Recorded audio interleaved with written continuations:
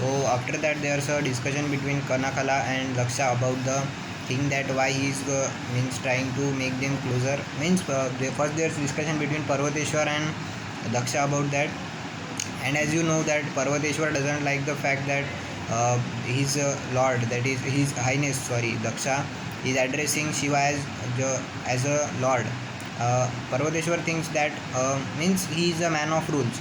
So he says that if he is the Nilkant, there should be means he should be the uh, means he doesn't think that Shiva is Nilkant first of all.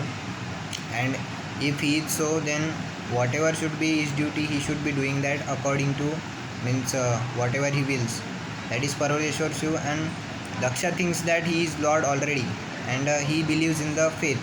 So that's the difference of both the mindsets.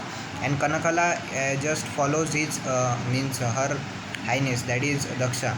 So there's a beautiful discussion between Kanakala and Shiva that sorry, Kanakala and Daksha about Shiva.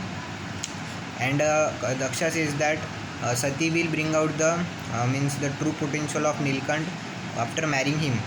And there's two beautiful sentences at end that Daksha says about that the most powerful force in a man's life is the will to impress the person he loves the most. So Daksha gives an example of how he tried to impress his own father. And there's a about he also said about the woman that the most powerful force in a woman's life is the fact that she needs to be appreciated, praised, and means that is it. And that's the end of the chapter. Thank you. I will meet you back in the chapter number 10. Thank you.